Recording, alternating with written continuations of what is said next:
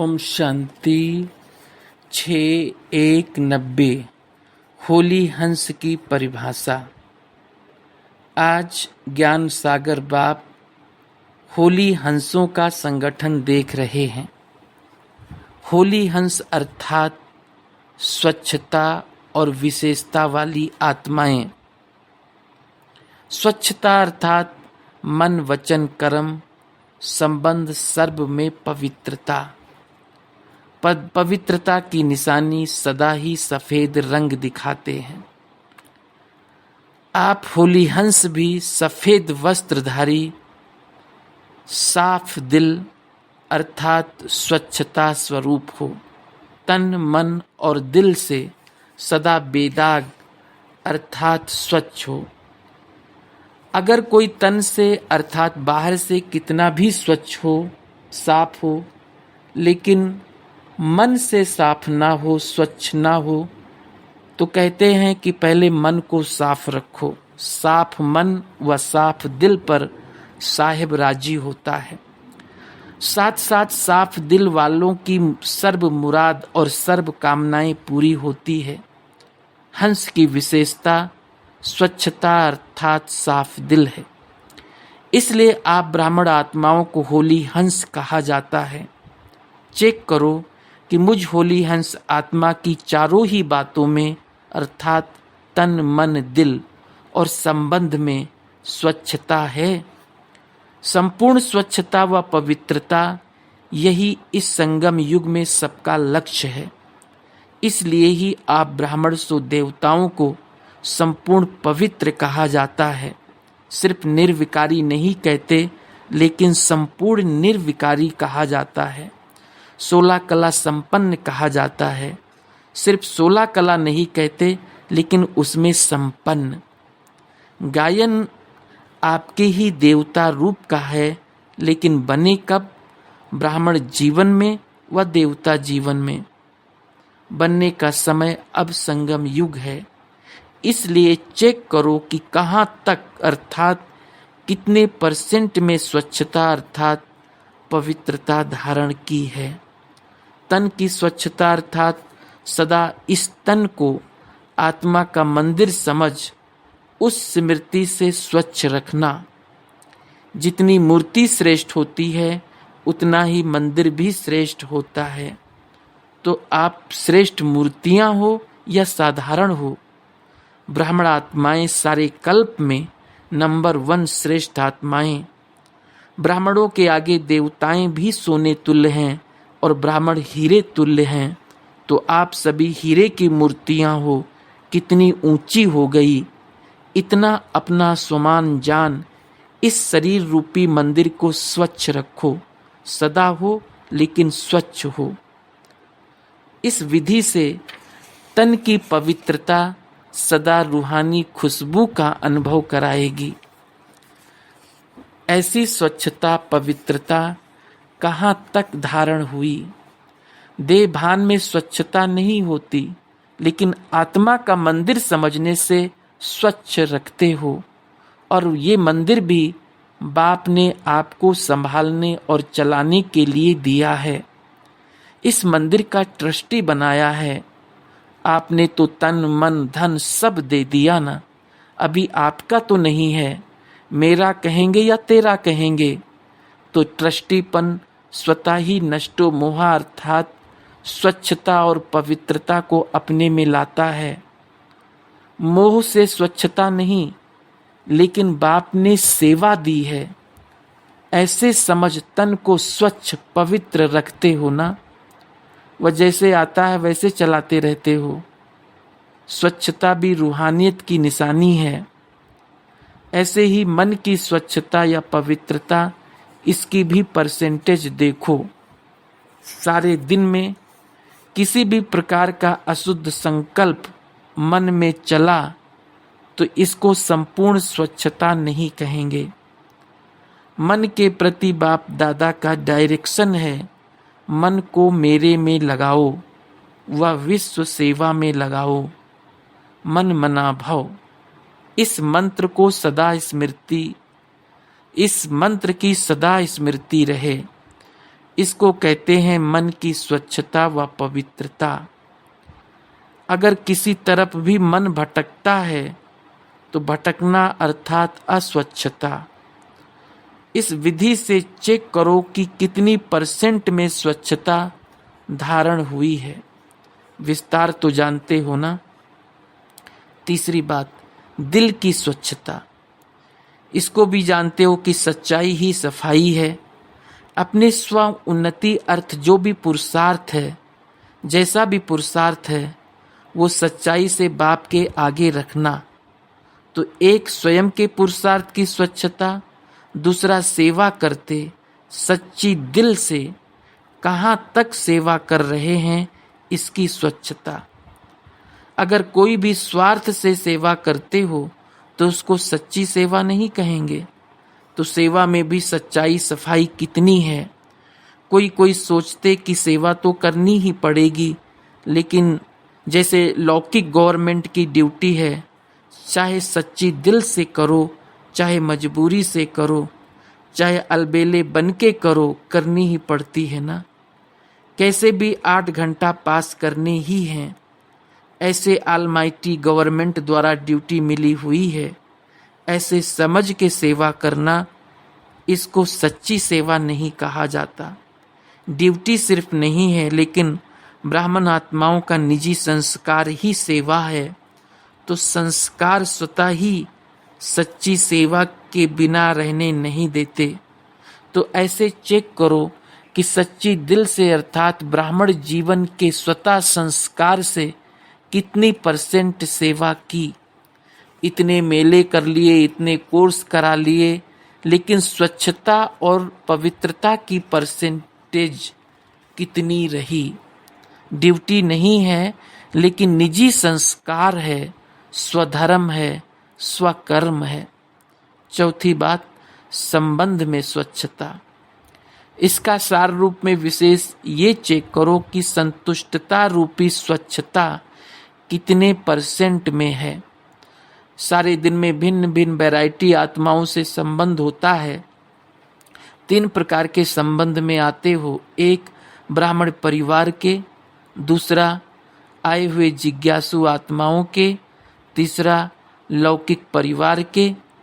तीनों ही संबंध में सारे दिन में स्वयं की संतुष्टता और संबंध में आने वाली दूसरी आत्माओं की संतुष्टता की % कितनी रही।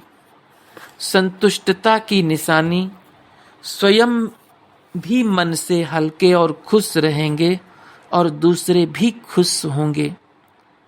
असंतुष्टता की निशानी, स्वयं भी मन से भारी होंगे। अगर सच्चे पुरुषार्थी हैं तो बार बार ना चाहते भी ये संकल्प आता रहेगा कि ऐसे नहीं बोलते, ऐसे नहीं करते तो अच्छा। ये बोलते थे, ये करते थे, ये आता रहेगा। अलबेले पुरुषार्थी को ये भी नहीं आएगा तो ये बोझ खुश रहने नहीं देगा, हल्का रहने नहीं देगा। संबंध की स्वच्छता अर्थात संतुष्टता, यही संबंध की सच्चाई और सफाई है। इसलिए आप कहते हो सच तो बिठो नच, अर्थात सच्चा सदा खुशी में नाचता रहेगा। तो सुना होली हंस की परिभाषा। अगर सत्यता की स्वच्छता नहीं है तो हंस हो, लेकिन होली हंस नहीं हो। तो चेक करो संपन्न और संपूर्ण का जो गायन है वो कहाँ तक बने हैं। अगर ड्रामा अनुसार आज भी इस शरीर का हिसाब समाप्त हो जाए तो कितने % में पास होंगे। वह ड्रामा को कहेंगे थोड़ा समय ठहरो।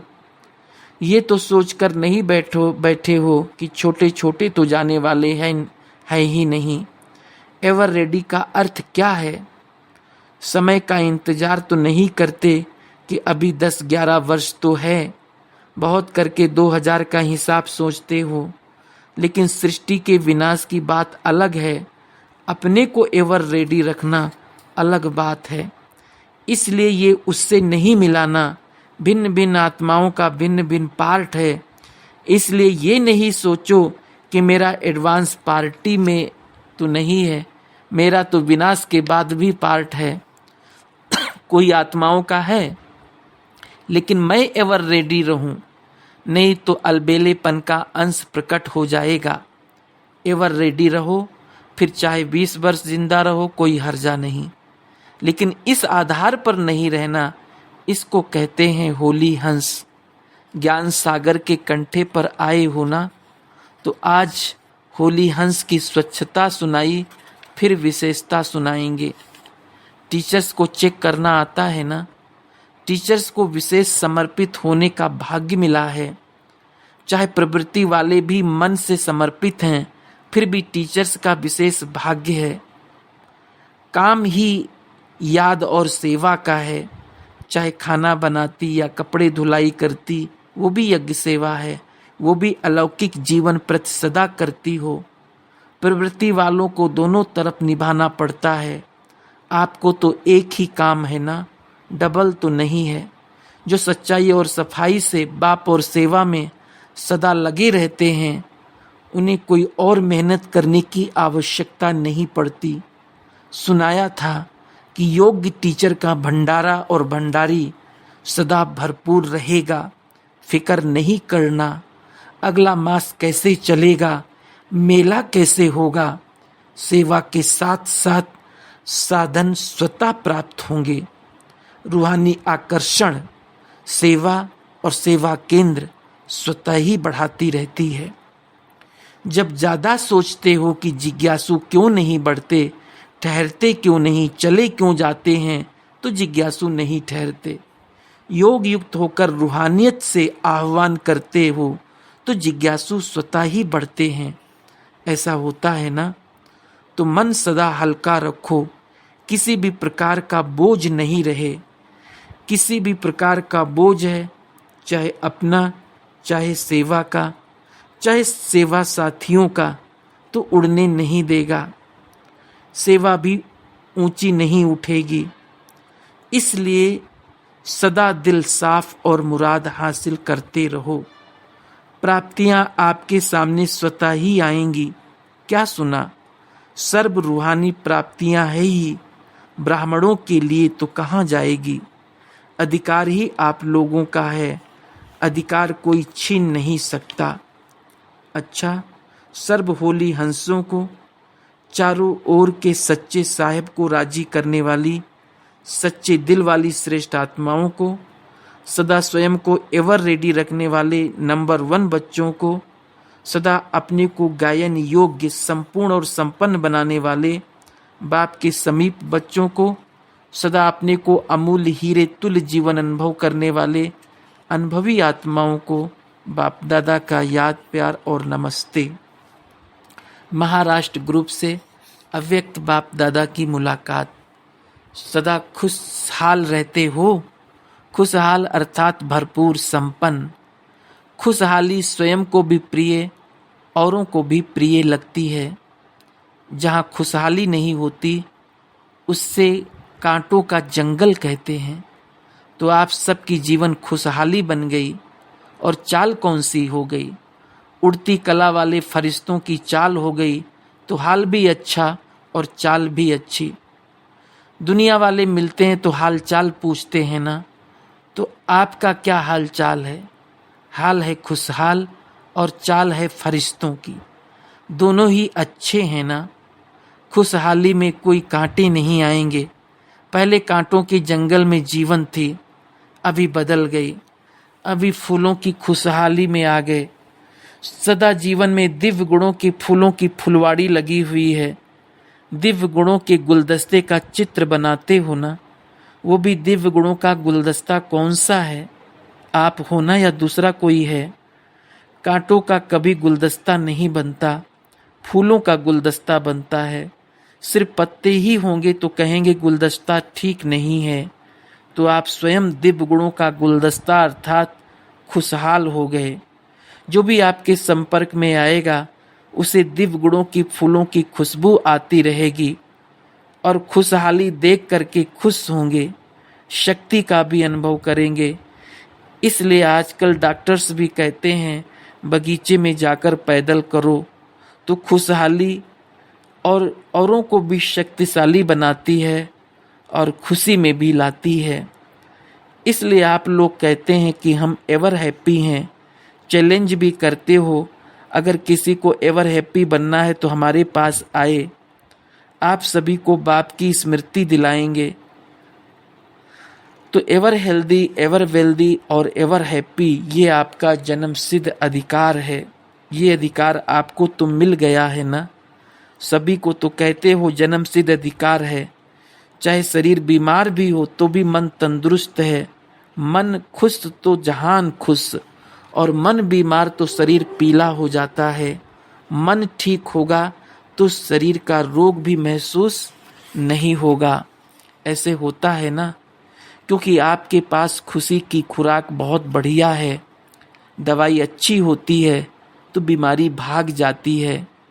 आपके पास जो खुशी की खुराक है वो बीमारी को भगा देती है, भुला देती है। तो मन खुश, जहान खुश, जीवन खुश। इसलिए एवर हेल्दी भी हो, वेल्दी भी हो और हैप्पी भी हो। जब स्वयं हो तब दूसरों को चैलेंज कर सकते हो, नहीं तो चैलेंज नहीं कर सकते। अपने को देखकर औरों के ऊपर रहम आता है, क्योंकि अपना परिवार है ना। चाहे कैसी भी आत्माएं हैं, लेकिन हैं तो एक ही परिवार के।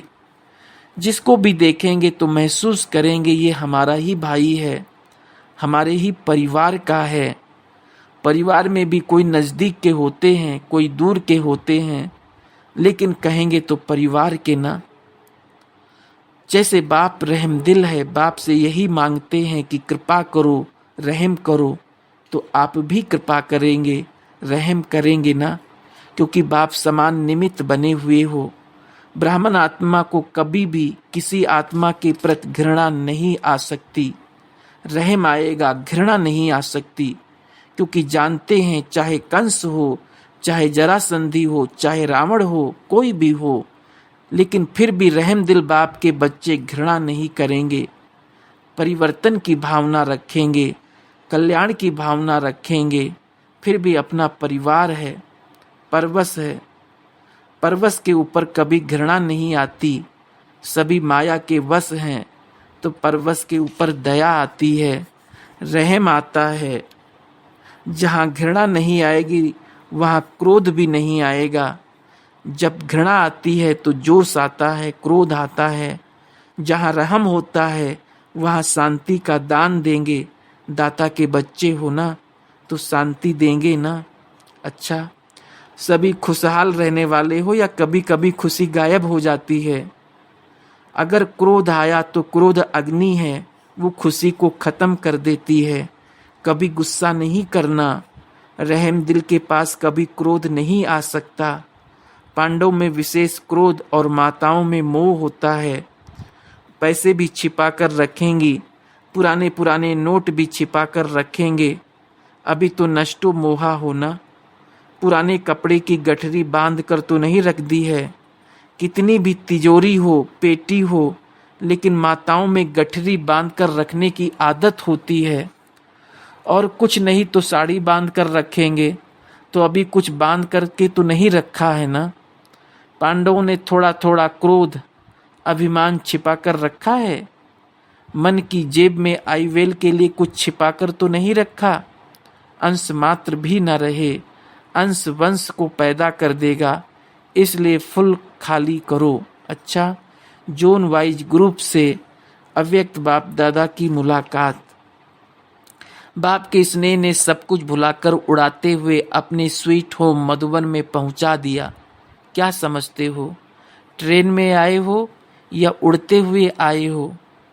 शरीर चाहे ट्रेन या बस में आया, लेकिन मन स्नेह में उड़ते हुए यहाँ पहुंच गया। मधुबन और मधुबन का बाबा याद आ गया तो सब भूल गया। भुलाने की मेहनत करनी नहीं पड़ती, बस बाप और पढ़ाई यही याद है ना। पढ़ाई भी देखा, राजकुमार और राजकुमारियों की भी ऐसी पढ़ाई नहीं। कितनी रॉयल और ऊंच पढ़ाई है।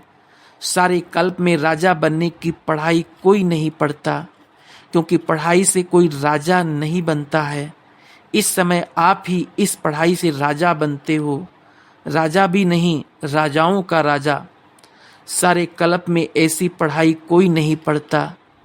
राजकुमार बनकर राजकुमार कॉलेज में जाते हैं, राजा बनने की पढ़ाई नहीं पढ़ते। वो तो जानते हो कि धन दान से राजा बनते हैं, पढ़ाई से राजा नहीं बनते। आपकी पढ़ाई राजाई प्राप्त करने की है। अभी स्वराज्य मिला, फिर विश्व का राज्य मिलेगा। अभी राजा होना यह प्रजा का राज्य है। प्रजा यानी कर्मेंद्रियां, ये कर्मचारी हैं। तो कोई कर्मेंद्रियां अर्थात प्रजा का राज्य तो नहीं है। कभी कभी प्रजा तेज तो नहीं हो जाती, प्रजा को ढीला कर देती है, राजा को ढीला कर देती है। सतयुग में प्रजा का प्रजा पर राज्य नहीं होगा, राजा का राज्य होगा। ये तो चक्र के लास्ट में प्रजा का प्रजा पर राज्य है, लेकिन आपके पास तो प्रजा का राज्य नहीं है ना। अच्छी तरह से चेक करना, कभी प्रजा राजा तो नहीं बन जाती। अधिकार लेना माना राजा बनना, जैसे आजकल करते हैं। एक सेकंड में राजा को उतार करके दूसरा राजा बैठ जाता है, या उसको खत्म कर देते हैं या राज्य से उतार देते। तो आपकी प्रजा ऐसे तो नहीं करती, राजा को गुलाम बना दे और खुद राजा बन जाए। शक्तिशाली राजा हो, कमजोर राजा नहीं। जिस राजा से प्रजा सदा खुश है, ठीक राज्य चलता है, तो उसको उतारेगी कैसे। आप भी स्वराज्य ठीक रीति से चला रहे हो तो कोई कर्मेंद्रियां धोखा नहीं देगी, क्योंकि वो संतुष्ट है। जहाँ असंतुष्टता होती है वहाँ धोखा देती है। तो आपका राज्य कैसे चल रहा है? सर्व कर्मेंद्रियां संतुष्ट हैं, प्रजा खुश है, कर्मेंद्रियां शीतल शांत हो गई है, धोखा देने की चंचलता समाप्त हो गई है। अभी क्या बन गए हो? शीतला देवी। जो स्वयं शीतला होगी तो यथा राजा तथा प्रजा होगी। ये सब कर्मेंद्रियां भी शीतल हो जाएगी। शीतला देवी में कभी क्रोध नहीं आता है। कई कहते हैं क्रोध नहीं है, थोड़ा रोब तो रखना पड़ता है। रोब भी क्रोध का अंश है। तो जहाँ अंश होता है वहाँ वंश पैदा हो जाता है। तो शीतला देवी अर्थात शीतला देवी और शीतल देव हो, संगम पर बाप माताओं को आगे रखते हैं, इसलिए गायन शीतला देवी का है। लेकिन पांडव भी शीतला देव हैं।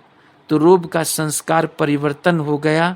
वह कभी स्वप्न में भी रोब का टेस्ट करते हो? जैसा संस्कार होता है वैसे कर्म स्वतः ही होते हैं, तो संस्कार ही शीतल हो गए। ब्राह्मण का अर्थ ही है शीतल संस्कार वाले। आपका ये निजी ओरिजिनल संस्कार है। अभी जोश नहीं आ सकता। बाल बच्चों पर भी जोश तो नहीं करते। कितना भी रोब दिखाओ, लेकिन रोब से आत्माएं दबती व बदलती नहीं हैं। उस समय दब जाती हैं, लेकिन सदा दबना नहीं होता। और प्यार ऐसी चीज है जो पत्थर को भी पानी कर देता है। समझते हो कि रोब दिखाया तो ठीक हो गया, लेकिन ठीक नहीं होता। तो स्वराज्य अधिकारी आत्माएं, ये निश्चय और नशा सदा ही हो। स्वराज्य में सुख है, पर राज्य में अधीनता है। तो सदा इस रूहानी नशे में नाचते और गाते रहो। खुशी की निशानी है नाचना और गाना। नाचना गाना तो छोटे बच्चों को भी आता है। तो सभी खुशी में नाचते गाते हो या कभी रोते भी हो। मन का रोना भी रोना है। घर वाले दुख देते हैं इसलिए रोना आता है। वो देते हैं, आप लेते क्यों हो? अगर कोई चीज देता है और कोई लेता नहीं तो वो किसके पास रहेगी? उनका काम है देना, आप लो ही नहीं। 63 जन्म तो रोया, अभी दिल पूरी नहीं हुई है। जिस चीज से दिल भर जाती है वो कभी नहीं किया जाता। परमात्मा के बच्चे कभी रो नहीं सकते। रोना बंद, टंकी सुखा के जाना। न आँखों का रोना, न मन का रोना। जहाँ खुशी होगी वहाँ रोना नहीं होगा। खुशी व प्यार के आंसू को रोना नहीं कहा जाता। तो योग की धूप में टंकी को सुखा के जाना। विघ्न को विघ्न ना समझ, खेल समझेंगे तो पास हो जाएंगे। अच्छा, ओम शांति।